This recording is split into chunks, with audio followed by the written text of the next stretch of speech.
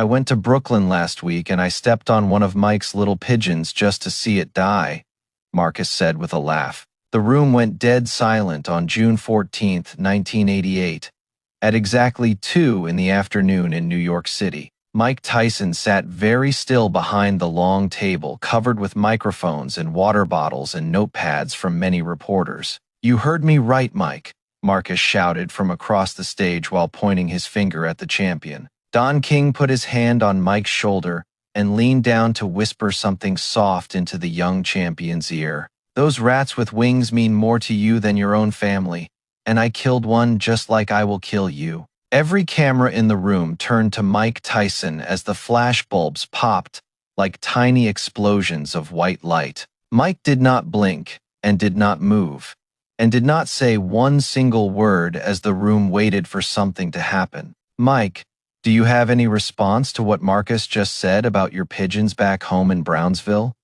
Sandra asked into her microphone. Mike turned his head very slowly toward the reporter like a tiger watching a deer walk into an open field alone. "I will answer him on Saturday night in the ring, and everyone in the world will see what happens," Mike said softly. Marcus and his team laughed out loud as if Mike had just told them the funniest joke they ever heard in their lives. "Saturday night I take your belt, your title, your woman, and maybe I come back to Brooklyn and step on more of your birds?" The head security guard moved 2 steps closer to Mike because he could see the champion's jaw was now clenched very tight. Gentlemen, let us save all this beautiful energy for the main event this Saturday at the Great Madison Square Garden," Don King announced loudly. The 2 fighters stared at each other across the stage, like 2 wolves about to fight over the last piece of meat. Behind Mike on the wall was a big photo of his old trainer Cuss, who had taught him everything about boxing before he died.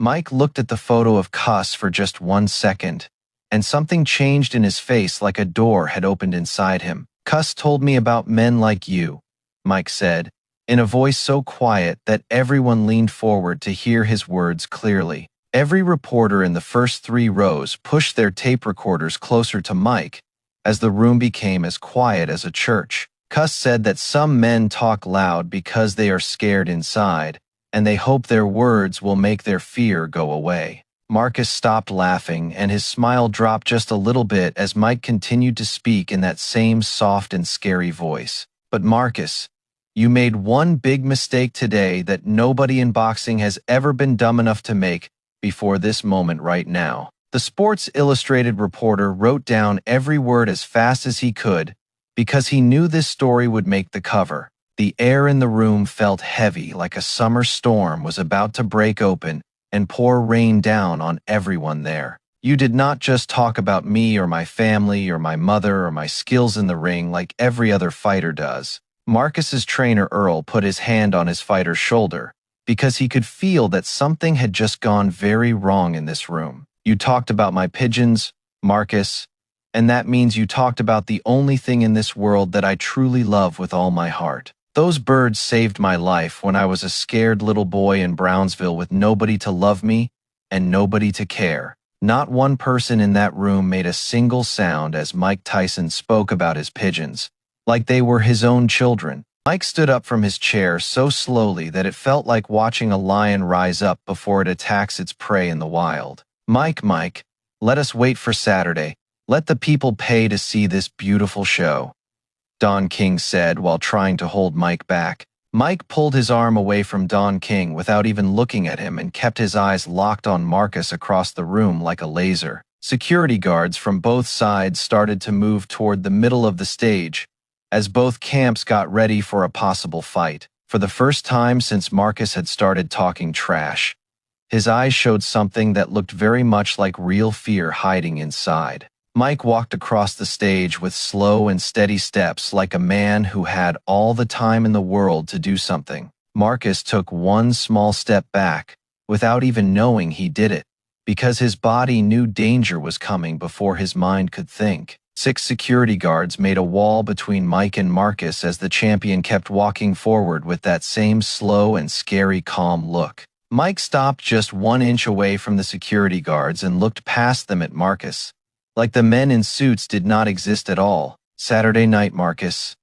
I am going to hurt you so bad that your own mother will not know your face when I am done with you." Marcus swallowed hard enough that everyone near him could see his throat move up and down like he had just eaten something bad. Camera flashes went off like a lightning storm as every photographer in the room tried to capture this moment for the history books forever. Mike turned his back on Marcus and walked toward the exit door without saying one more word to anyone in that whole room. The exit door swung open, and Mike walked through it into the bright white hallway, while 200 people stared at his back in shock. The room stayed quiet for 5 full seconds after Mike left, and then everyone started talking at once like a bomb had gone off. "That little man is scared of me.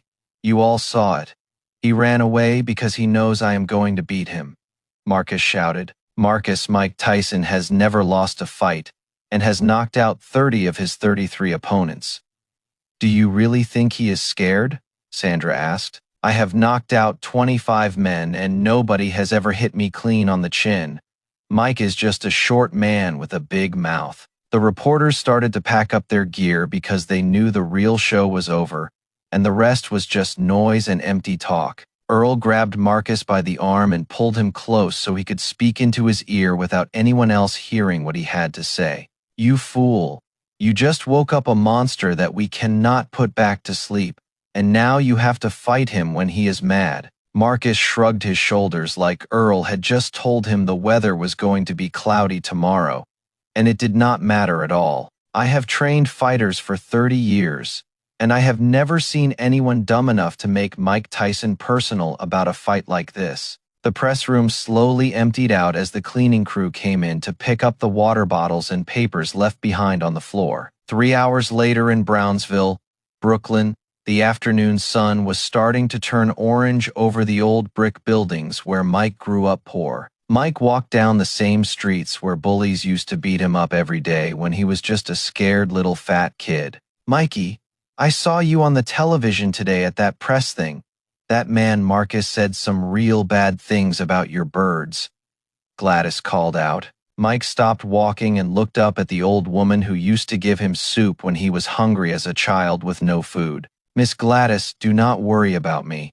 I am going to handle that man on Saturday night and make sure he never talks again," Mike said softly. Kids were playing basketball down the street, and old men sat on plastic chairs talking about the old days when things were different here. 3 young boys came running up to Mike with big eyes and open mouths because they could not believe the champion was in their neighborhood. "Mr. Tyson, are you really going to knock out that mean man who said bad things about your pigeons on television today?"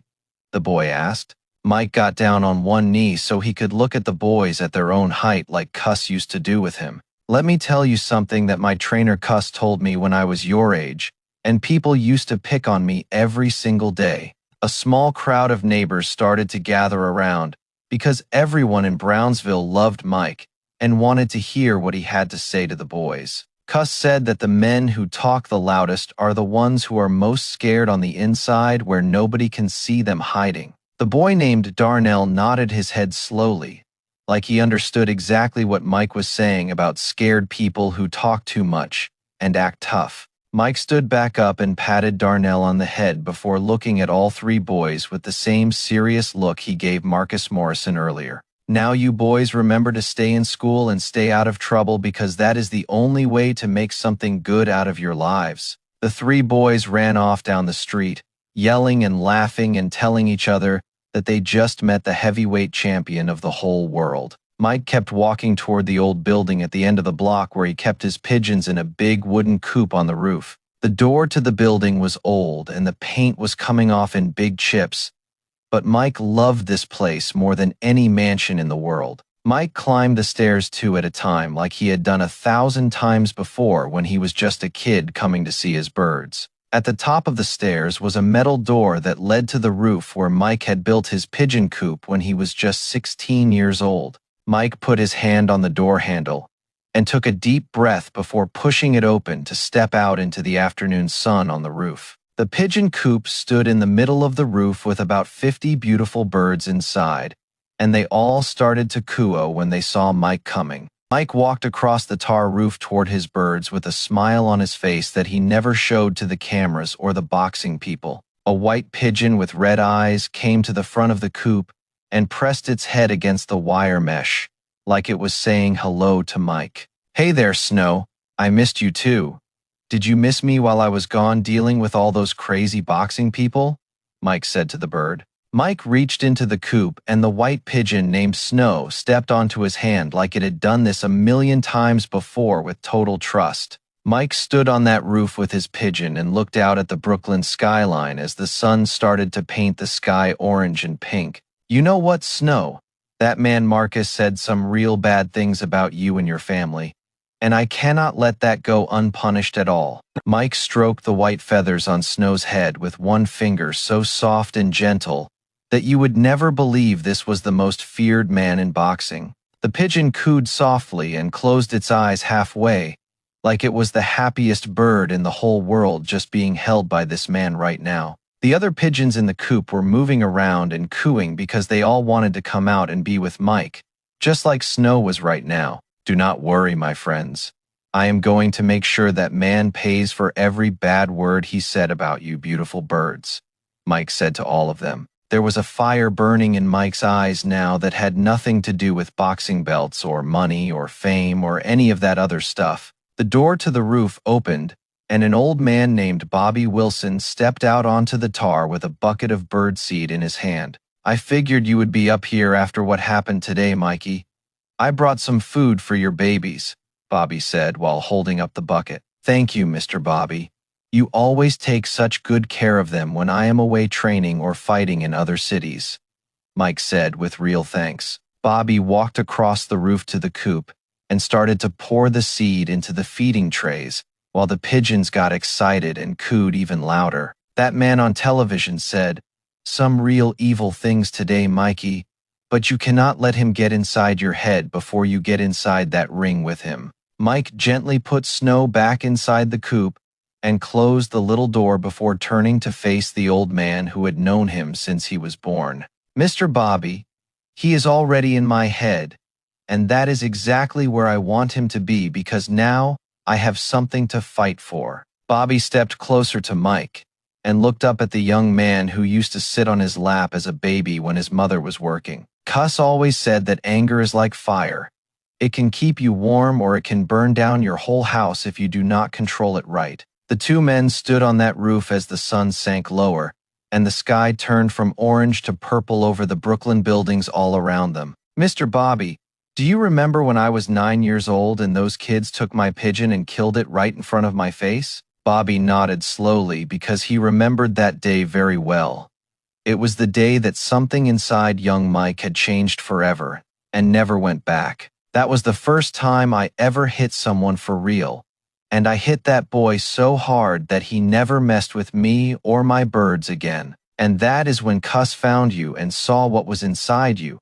A boy who would fight to protect the things he loved," Bobby said quietly. The pigeons were starting to settle down for the night as the light faded, and the air got cooler on that Brooklyn rooftop in June. Mike started walking toward the door that led back down into the building, but he stopped and looked back at Bobby one more time before leaving. "Mr. Bobby, tell the pigeons not to worry. By Sunday morning that man Marcus will wish he had never even heard the word pigeon in his life." Bobby watched as Mike walked through the door and disappeared down the stairs, and then he looked at the pigeons with a shake of his head. "You birds just got that man Marcus killed and he does not even know it yet, but he is going to find out on Saturday night for sure." The next morning at 7 o'clock, Mike was already at his training gym in Catskill, New York, where Cuss had first taught him how to fight. Mike was hitting the heavy bag so hard that the chain holding it up was screaming, like it might break at any second from the force. Each punch made a sound like a car hitting a wall, and the bag swung back so far that it almost touched the ceiling of the gym. The gym was old and the equipment was worn out, but this was the place where Mike had become the youngest heavyweight champion in boxing history. Kevin Rooney stood near the heavy bag and watched Mike work with eyes that had seen a lot of great fighters, but nothing quite like this before. "Mike, I have never seen you hit this hard in training before. What did that fool Marcus say that got you so fired up? Kevin asked carefully. Mike stopped hitting the bag and stood there breathing hard with sweat running down his face like rain on a window during a big storm. He said he killed one of my pigeons, Kevin. He said he stepped on it just to watch it die, and he laughed about it on television. Kevin shook his head slowly because he knew how much those birds meant to Mike, and he also knew what Mike was going to do about it. Listen, Mike, I want you to use that anger, but I need you to control it, because Marcus is fast, and he will try to make you make mistakes. The two men faced each other in the middle of that old gym where so many champions had trained before Mike had ever been born into this world. I know, Kevin. Cuss taught me that too, he said. A fighter who cannot control his emotions is just a wild dog waiting to be put down. That is right. So when you get in that ring on Saturday, I want you to be ice cold until the moment you decide to end him for good. Mike cracked his knuckles and a smile came across his face that had made many fighters wish they had chosen a different job in life. Oh, I will end him, Kevin, and I promise you that when I do, everybody in that building will remember this fight for the rest of their lives. In the corner of the gym stood the sparring ring where Mike had learned all of Cuss's secrets about how to destroy another man with just his fists. The door to the gym opened and Mike's sparring partner walked in. A big man named Tank who had been knocked out by Mike 6 times already this month. Hey Mike, Kevin, I am ready to work if you need me to help you get ready for that loud mouth Marcus, Tank said without much joy. Good. Get in the ring, Tank. We are going to work on Mike's head movement today because Marcus throws a lot of jabs, Kevin said while pointing. Tank climbed through the ropes and into the ring while trying not to think about all the times Mike had hit him so hard his brain shook. Mike put on his training gloves and climbed into the ring with movements so smooth and fast that he looked like water flowing over rocks. His gloves were old and worn from thousands of hours of training, and they had broken the bones of many men who thought they could beat him. Tank raised his hands and got into his fighting stance while knowing that the next few minutes were going to hurt no matter what he did. Kevin stood outside the ropes with a stopwatch in his hand, and his eyes locked on Mike like a scientist, watching a very dangerous experiment begin. Okay, boys, I want 3 rounds of sparring. Mike, I want you to work on slipping jabs and setting up the right hand. Go, Kevin shouted. Mike moved toward Tank with that peek, a boo style that Cuss had taught him, his head moving from side to side like a cobra looking for the strike. Tank threw a quick jab, but Mike slipped it so easy that it looked like the punch was moving in slow motion compared to Mike's head movement. Tank threw 5 more jabs, and every single one of them missed, because Mike's head was never where the punch was aimed. It was always somewhere else. Then Mike threw a right hand to Tank's body that made a sound like someone had dropped a heavy book on a wooden floor from high up. Tank bent over and grabbed his ribs, because that one body shot felt like Mike had pushed his fist all the way through to his back. That is it, Mike. Slip and rip. Make him pay every time he misses. Marcus is going to miss a lot on Saturday. Kevin yelled from outside. The sparring went on for 3 hard rounds, and by the end of it Tank was breathing like he had just run up a big mountain. Mike, I do not know how anyone ever beats you. It feels like I am fighting a ghost who can punch through walls, Tank said while gasping. Mike was barely sweating at all because this kind of work was easy for him after all the years of training that Cuss had put him through. Good work today, Tank. I needed someone to throw jabs at me so I could remember how to make them miss, Mike said while helping Tank out. Kevin walked over with towels for both fighters as the morning training session came to an end after 4 hours of very hard work. Mike, you look sharp, you look focused.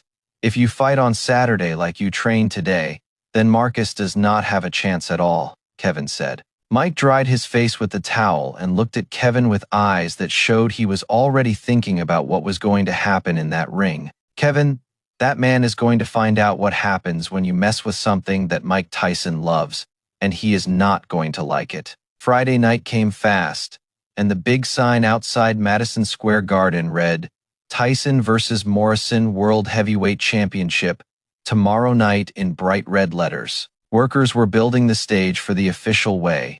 and that would happen in the morning when both fighters had to show they made the weight limit. Nobody gets back here without a pass.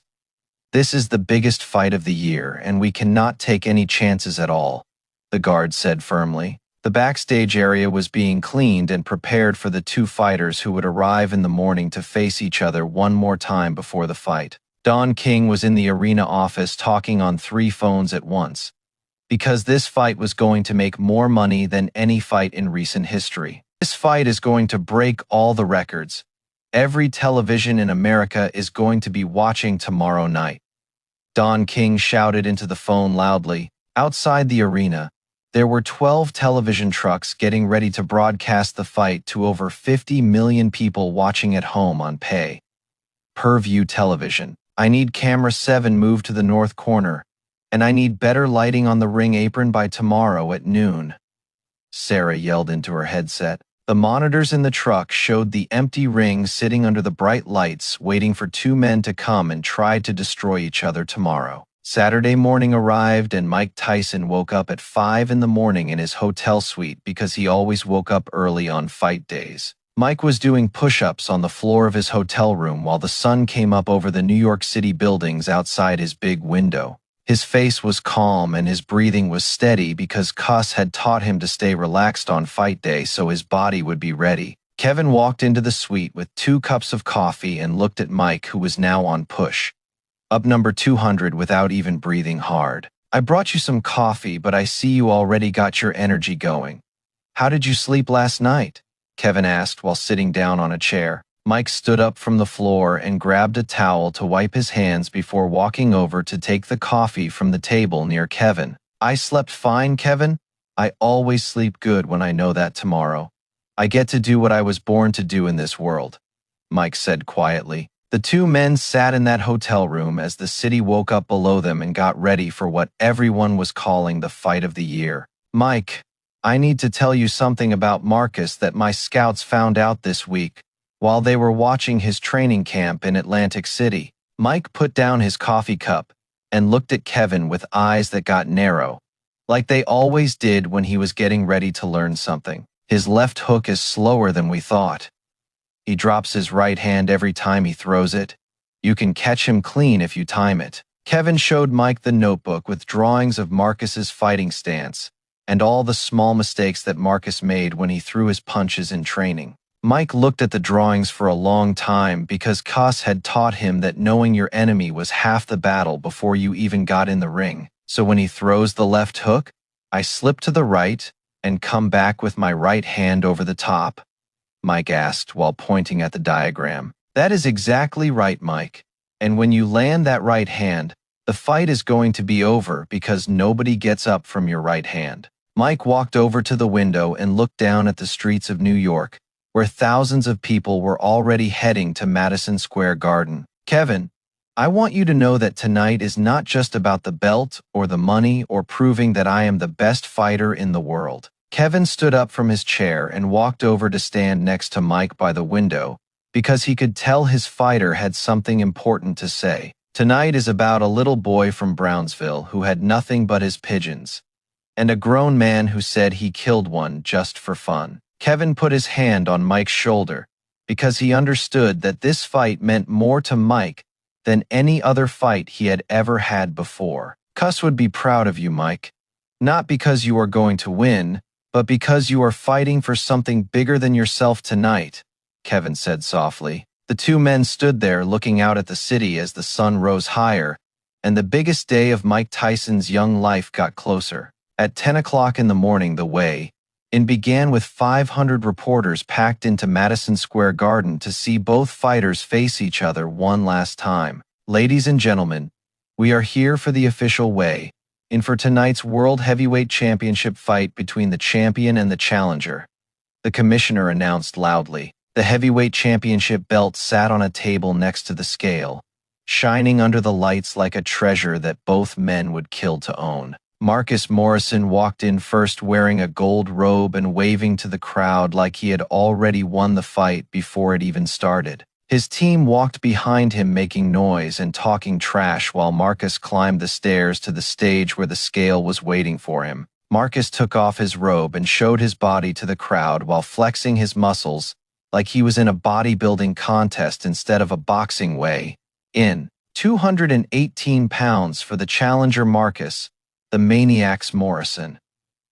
The commissioner called out as the crowd cheered and booed at the same time. The scale showed 218 pounds, which was the heaviest Marcus had ever been for a fight in his whole professional boxing career. Marcus kept posing for the cameras while shouting things about how he was going to destroy Mike Tyson and become the new heavyweight champion of the world. Then the doors at the back of the arena opened, and everyone turned to see Mike Tyson walking in with no robe and no entourage and no noise. Mike walked toward the stage with his eyes locked on Marcus and his face, showing no emotion at all, like he was made of stone. The crowd of reporters moved out of Mike's way, like water parting for a ship, because nobody wanted to be in the path of those eyes. Mike climbed the stairs to the stage without looking at anyone, except Marcus, who was still standing there with his arms crossed like he was tough. Mike stepped on the scale and stood perfectly still while the commissioner waited for the numbers to settle on the digital display screen. 216 pounds for the champion,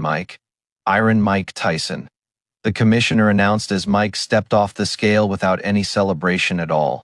Now both fighters were on the stage together, and the commissioner asked them to come forward for the traditional face-off photo for the newspapers and television shows. Hey, Pigeon Boy, I hope you said goodbye to your little birds, because after tonight you are going to be in the hospital for a long time. Mike said nothing and did not move and did not blink and just stared at Marcus, like he was looking at a dead man who did not know it. The security guards moved in between the two fighters, because Marcus was getting too close and pushing his forehead toward Mike's face, like he wanted to fight right now. You scared, Mike? I can see it in your eyes. You know that tonight, I am going to take everything from you. Marcus kept yelling over the guards. The photographers went crazy taking pictures of this face-off because they knew these photos would be on the front page of every sports section in America. Mike turned his back on Marcus and walked toward the stairs, without saying one single word, because he was done talking and ready to fight. As he passed the commissioner, Mike gave a small nod to show respect for the official, but he did not look back at Marcus even once. That is right. Walk away, little man. Run back to your pigeons, because tonight I am going to clip your wings forever. Marcus screamed at Mike's back. Mike walked out of the arena with Kevin Rooney falling into step beside him as the doors closed behind them and blocked out all the noise. You did good in there, Mike. You did not let him get to you. Now we go back to the hotel and rest until it is time, Kevin said quietly. Mike just kept walking down the hallway with his eyes pointed straight ahead because his mind was already in the ring fighting a fight that had not happened yet. 9 o'clock at night came and Madison Square Garden was packed with 20,000 people who had paid a lot of money to see this fight live. Fans were pushing through the aisles trying to find their seats before the main event started, because nobody wanted to miss 1 second of this fight. Popcorn, peanuts, cold beer.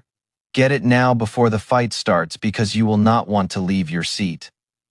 The vendor shouted over the crowd noise. The boxing ring sat in the middle of the arena, under bright white lights like a stage waiting for 2 actors to come and perform a deadly play. The ring announcer was testing his microphone and checking his notes because he wanted everything to be perfect when he introduced the 2 fighters to the world. The television cameras were all pointed at the ring, and the red lights showed that 50 million people at home were watching and waiting for the action to start. In the front rows sat movie stars and famous athletes and rich business people who had paid $10,000 each just to sit close to the ring. Jack Nicholson was sitting in the front row with his famous smile on his face because he never missed a big Mike Tyson fight in New York. Then the arena lights went down low and the crowd started to roar because everyone knew that the fighters were about to make their way to the ring. A bright spotlight hit the entrance tunnel as smoke machines filled the air with a white cloud that made everything look like a dream or a nightmare.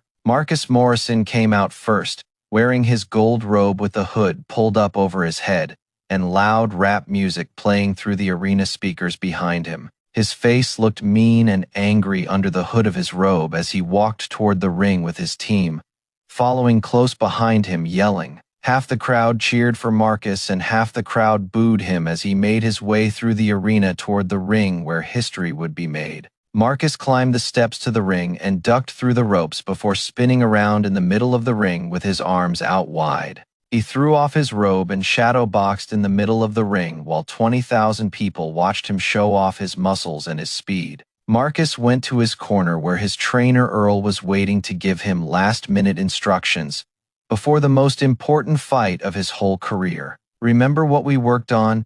Keep your jab in his face, do not let him get close. And when you see the opening, take his head off, Earl said. Marcus nodded, while one of his corner men put his mouthpiece in and another one rubbed his shoulders to keep his muscles warm and loose. Then the arena lights went completely dark, and the crowd got so loud that you could feel the floor shaking under your feet from all the noise. For 3 seconds, there was nothing but darkness, and then a single drum beat started to play through the speakers, like a giant heartbeat getting ready for war. Mike Tyson walked out of the tunnel wearing nothing but black shorts and black shoes with a white towel around his neck, and no music at all. The crowd exploded with noise, but Mike did not seem to hear any of it as he walked toward the ring with Kevin Rooney right beside him. His eyes were locked on the ring and nothing else existed in the world for Mike Tyson at that moment, except the man who was waiting inside. Mike climbed the ring steps 2 at a time and ducked through the ropes so fast that it looked like he could not wait to get started. Now both fighters were in the ring, and the referee was standing in the center waiting to call them together for the final instructions before the fight. Fighters, come to the center of the ring for your final instructions. I want a clean fight, and you will obey my commands at all times. Mike and Marcus walked toward the center of the ring where the referee was waiting to tell them the rules that both men already knew by heart. Marcus stared at Mike and tried to look scary, but Mike did not even look at his face. He just looked at his body like it was a target. Protect yourselves at all times. No hitting below the belt. No holding and hitting. If I say break, you step back. Do you understand? The referee asked both men. Mike nodded one time without saying a word, because he was done with talking and instructions and everything that was not punching Marcus Morrison in the face. Touch gloves if you want, then go back to your corners and come out fighting when you hear the bell, the referee said while stepping backward. Marcus put his gloves out for the traditional touch, but Mike just turned around and walked back to his corner without touching gloves or looking back. Kevin Rooney took the towel from Mike's neck and put the mouthpiece in while whispering the same words that Cuss used to say before every fight. Remember what Cuss taught you, Mike. The punch that knocks him out is the punch he does not see coming. Make him miss and make him pay. Mike bounced on his feet a few times to loosen up his legs, while his eyes stayed locked on Marcus across the ring like a missile on a target. The timekeeper at the table next to the ring raised his hand over the brass bell that would start the fight everyone had been waiting to see. 20,000 people held their breath as the hand came down and hit the bell with a sound that echoed through Madison Square Garden like thunder. The bell rang and both fighters moved toward the center of the ring as round 1 of the heavyweight championship fight officially began at last. Marcus threw a quick jab to try to keep Mike away from him, but Mike slipped it so easy that it looked like the punch was in slow motion. Mike moved his head to the right, and the jab went past his face by about 1 inch, while his eyes never left Marcus's chest for even 1 second. Marcus threw another jab faster this time, but Mike slipped that one too, and took a step closer to Marcus, who was already starting to look worried. Mike was cutting off the ring just like Cuss had taught him, making the ring smaller and smaller so Marcus had nowhere to run or hide. For the first time in the fight, you could see something in Marcus's eyes that looked a lot like the fear he had been talking about all week. Marcus threw a big left hook trying to stop Mike from coming forward, but it was the exact punch that Kevin had told Mike to watch for. Mike slipped under the left hook and saw exactly what Kevin had told him about. Marcus's right hand had dropped down low and his chin was wide open. In one motion, Mike shifted his weight to his back foot and loaded up his right hand with every bit of anger he had been saving all week long. The crowd started to rise to their feet because everyone in that building could feel that something very bad was about to happen to Marcus Morrison. Mike's right hand shot forward like a bullet from a gun, and it traveled straight toward the chin that Marcus had left unprotected when he threw that hook. The punch connected with Marcus's chin and made a sound like someone had slammed a heavy door as hard as they could in a quiet house at night. Marcus's head snapped back so hard and so fast that it looked like his neck might have broken from the force of Mike Tyson's right hand. Marcus fell backward, like someone had cut all the strings on a puppet, and his body hit the canvas with a heavy thud that everyone in the arena heard. He was out cold before he even hit the ground, and his eyes had rolled back in his head so you could only see the white parts. Mike stood over the fallen body of Marcus Morrison and looked down at the man who had said such terrible things about his beloved Pigeons back in Brooklyn. The referee rushed in and pushed Mike toward a neutral corner, while starting to count over the body of Marcus, who was not moving at all on the canvas. 1, 2, 3, 4. The referee counted while waving his arm up and down over Marcus, who still had not moved one single muscle since he fell. Mike stood in the neutral corner with his arms resting on the top rope and watched the referee count while the crowd went absolutely crazy all around him. The crowd was going wild because everyone had just seen one of the most brutal knockouts in the history of heavyweight boxing happen in front of their eyes. 8, 9, 10. It is over, the referee shouted, while crossing his arms over his head to signal that the fight was finished and Mike Tyson had won. Marcus was still lying on the canvas, completely unconscious, and his corner men were climbing into the ring with worried looks on all of their faces. Mike walked to the center of the ring and raised both arms in the air as the crowd chanted his name over and over again like a prayer. But Mike was not smiling, and he was not celebrating, because this knockout was not about winning a fight. It was about something much more personal than that. Kevin climbed through the ropes and ran to Mike with a big smile on his face, because his fighter had just won in the most spectacular way possible. "You did it, Mike. You did it. That was the best right hand I have ever seen in my whole life," Kevin shouted while hugging his fighter tight. On the other side of the ring, the medical team was working on Marcus, who was finally starting to move a little bit, but still did not know where he was. The ring announcer stepped into the center of the ring with his microphone to make the official announcement that everyone already knew was coming next. "Ladies and gentlemen, the time of the stoppage is 91 seconds of round 1. Your winner by knockout and still heavyweight champion of the world, Iron Mike Tyson." Mike's team lifted him up on their shoulders as the crowd kept chanting his name, and camera flashes went off like 1,000 little explosions of light all around. The ring was now filled with reporters and cameras and people trying to get close to Mike Tyson after what everyone was already calling the knockout of the year. Larry Merchant from HBO pushed his way through the crowd with his microphone because he needed to get the first interview with the champion right after this incredible knockout. "Mike, that was one of the most devastating punches I have ever seen in my 40 years of covering boxing. Can you tell us what happened?"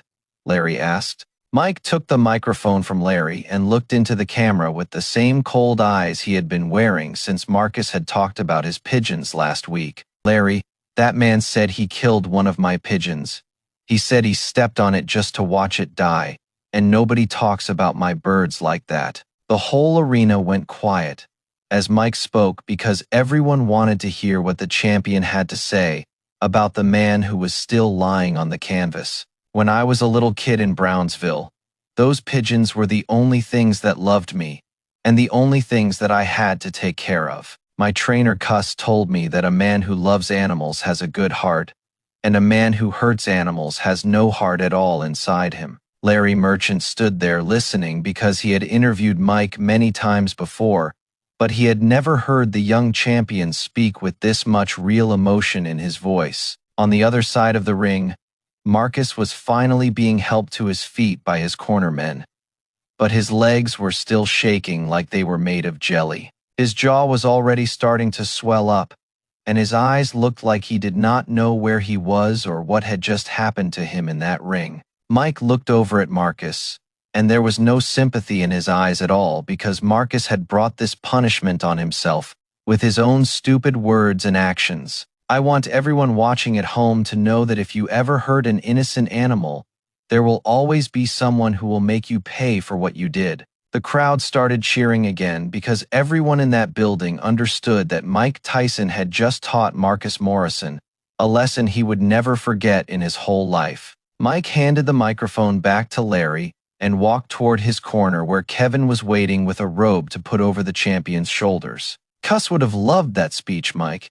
He always said you had more heart than any fighter he ever trained in his whole life, Kevin said while smiling. Mike looked up at the ceiling of Madison Square Garden, like he was looking for someone who was not there anymore, but who was still watching from somewhere above. That was for you, Cuss. And that was for every pigeon that ever kept me company when I was just a scared little kid with nobody to love me. 1 hour after the fight, Mike was sitting at the press conference table, answering questions from reporters who all wanted to know about that incredible knockout punch. Mike had changed into a gray suit, and he looked like a completely different person from the animal who had just knocked Marcus Morrison unconscious in 91 seconds. Mike, do you think you hit Marcus harder tonight because of what he said about your pigeons, or was this just another normal fight for you? The reporter asked. Mike leaned forward and thought about the question for a few seconds before answering, because he wanted to make sure he said exactly the right words this time. I hit him harder than I have ever hit anyone in my whole life because he attacked something that I love, and I will always protect what I love. Every reporter in the room started writing down Mike's words, because they knew this quote was going to be on the front page of every newspaper in America tomorrow. Mike, Marcus said before the fight that he actually stepped on one of your pigeons. Do you know if that was true or was he just lying? Angela asked. Mike's jaw got tight for a second, and you could see the anger flash in his eyes before he got control of himself and answered the question calmly. I do not know if he really did it or if he was just trying to make me mad. But either way, he paid the price tonight for saying it. Kevin nodded his head because he was proud of how Mike was handling these questions without losing his temper or saying anything that would get him in trouble later. Don King walked up to the microphone stand at the side of the table with a huge smile on his face, because this fight had made him very rich tonight. Ladies and gentlemen, you have just seen the greatest heavyweight champion in the history of boxing do what he does best: destroy anyone who stands in his way. Mike looked away from Don King because he did not care about the promoter's speech or the money or anything, except getting back to Brooklyn to see his pigeons. Mike, what are you going to do now that the fight is over and you have defended your title in such a spectacular fashion tonight?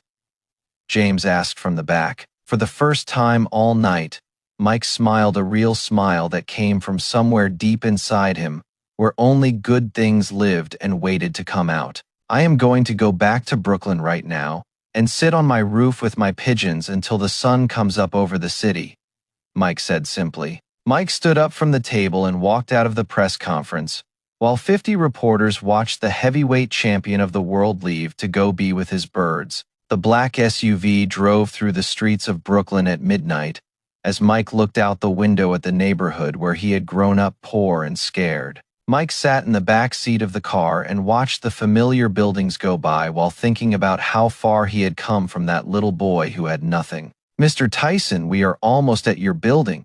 Do you want me to wait for you, or should I come back in the morning? The driver asked politely. No, Carlos. You go home to your family. I am going to stay up here all night and you can pick me up tomorrow afternoon, Mike said kindly. The SUV stopped in front of the old building where Mike kept his pigeons, and he got out of the car before Carlos could even open his door. Mike waved goodbye to Carlos and watched the black SUV drive away down the street, before turning to face the building he had known his whole life. The old green door looked the same as it always had, and Mike pushed it open to step into the dark hallway that smelled like his childhood memories. Mike climbed the stairs slowly this time because there was no rush now, and he wanted to enjoy every step that brought him closer to his beloved birds. At the top of the stairs, the metal door waited for him, like it had waited 1,000 times before when he was just a boy with no friends. Mike pushed the door open slowly and stepped out onto the roof where the cool night air hit his face, like a gentle kiss from an old friend. The rooftop was quiet and peaceful under the big moon that hung over Brooklyn, like a giant silver coin someone had tossed up into the dark night sky. The pigeons in the coop heard Mike coming, and they started to coo softly, because they knew their friend had come home to be with them again. Snow the white pigeon came to the front of the coop and pressed her head against the wire mesh like she had been waiting for Mike all night long. "Hey there, my babies. I told you I would come back and see you as soon as I was done taking care of that bad man," Mike said softly. Mike opened the small door of the coop and reached inside to let Snow step onto his hand like she had done so many times before in their life together. Snow stepped onto Mike's hand and looked up at him with her red eyes that seemed to understand everything without needing any words to be spoken at all. Mike walked to the edge of the roof and looked out at the lights of Brooklyn while holding Snow gently in his hand like she was made of glass. "Snow, that man said he killed one of your friends. But I do not know if he was telling the truth or if he was just being mean." Snow cooed softly like she was telling Mike that it did not matter anymore, because the bad man had been punished and everything was going to be okay now. There was an old plastic chair sitting near the coop that Mike had put there years ago when he was a teenager who needed a place to think. Mike sat down in the old chair and let Snow rest on his hand while he looked up at the stars that were trying to shine through the city lights. For the first time in a week, Mike felt at peace, because he was exactly where he wanted to be with exactly who he wanted to be with. The other pigeons in the coop watched Mike through the wire mesh like they were waiting for their turn to come out and be with him too. "Do not worry, my friends. I have all night, and I am going to spend time with each one of you before the sun comes up," Mike said gently. The door to the roof opened and old Bobby Wilson stepped out in his robe and pajamas, because he had heard someone on the roof and wanted to check. "Mikey, I should have known it was you. I heard about the fight on the radio and I figured you would come straight here," Bobby said with a smile. "Mr. Bobby, I knocked him out in 91 seconds, and I did it for every pigeon in this coop and every pigeon in the whole world," Mike said proudly. Bobby walked over to where Mike was sitting and looked down at the young champion with eyes that had watched him grow from a troubled boy into a great man. "Cuss would be so proud of you tonight, Mikey. Not because you won, but because you fought for something that matters to your heart," Bobby said softly. "Thank you, Mr. Bobby. Cuss taught me that a real man protects the weak and punishes the cruel, and that is what I did tonight in that ring." The two men stayed on that rooftop for a while, talking about the fight, and about Cuss, and about all the things that really matter in this life. "Well, Mikey, I am too old to stay up all night like you young people, so I am going back to bed now," Bobby said while yawning big. "Good night, Mr. Bobby. Thank you for always taking care of my birds when I am not here. I do not know what I would do without you." Bobby shuffled back toward the door and stopped one more time to look back at Mike sitting there with his pigeon, like it was the most normal thing. "Mikey, you are the heavyweight champion of the world, but up here on this roof you are still just that little boy who loves his birds," Bobby said warmly. Bobby went through the door and it closed behind him with a soft click that left Mike alone on the roof with his pigeons and the night sky. Hours passed, and the sky started to turn pink at the edge of the horizon as the sun began to wake up over the city of Brooklyn. Mike had not slept at all, and he had spent the whole night taking each pigeon out of the coop one at a time to spend time with them. 8 pigeons were now walking around on the roof near Mike's chair, because he had let them out to enjoy the cool morning air before the sun got hot. Mike reached into a bag of bird seed that Bobby kept near the coop and spread some on the ground for his birds to eat for breakfast. The pigeons gathered around the seed and started pecking at the ground while making happy sounds that told Mike they were glad he was home with them. The sun came up over Brooklyn and painted the whole sky orange and pink and gold, like someone had spilled beautiful paint all over the morning clouds. Mike watched the sunrise with a peaceful smile on his face because this was his favorite time of day on the roof with his beloved pigeons. Snow had climbed up onto Mike's shoulder and was resting against his neck with her eyes closed, like she was the most comfortable bird in the whole world. "Snow, we did it, girl.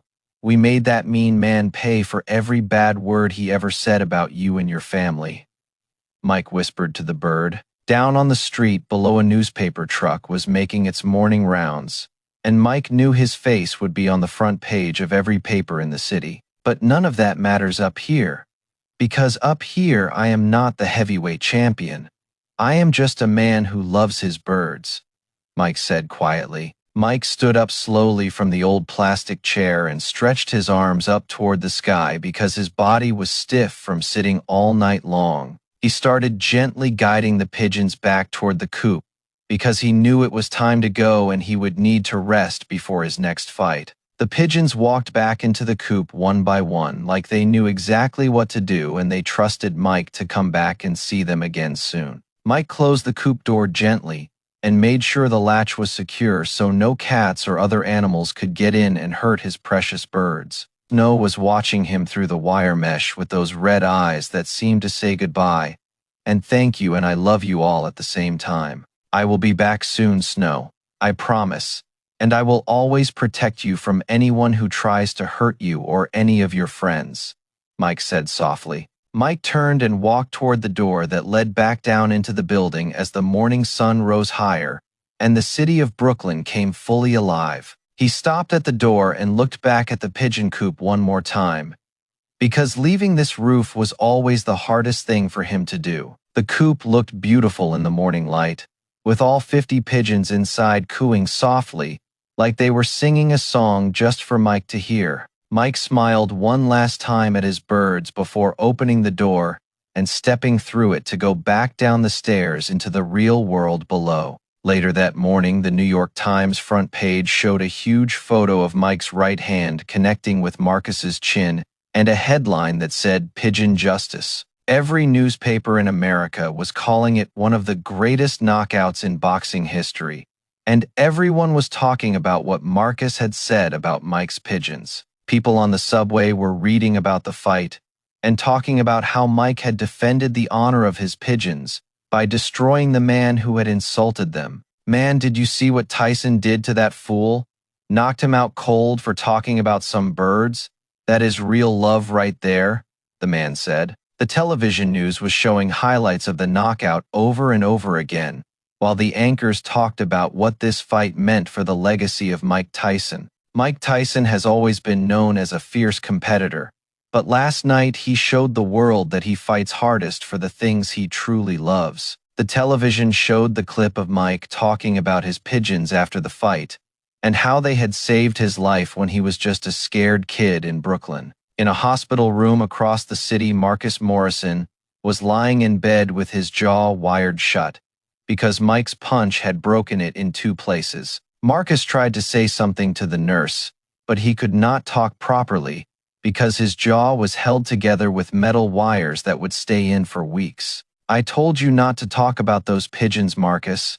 I told you that Mike was different when it came to those birds," Earl said while shaking his head. Marcus closed his eyes because he knew Earl was right, and he wished he had never said anything about Mike Tyson's pigeons at that press conference last week. His jaw would take 3 months to heal, and he would never be able to eat solid food again without thinking about that right hand that had changed his life. On the television in the corner of the hospital room, they were playing Mike's interview again, and Marcus had to watch the man who had destroyed him talk about pigeons. Earl reached up and turned off the television because he knew Marcus did not need to hear any more about the fight that had ended his championship dreams. "When you get out of here, Marcus, maybe you will learn to keep your mouth shut about things that do not concern you," Earl said firmly but not meanly. Marcus nodded slowly because he had learned a lesson that he would never forget for as long as he lived and breathed on this earth.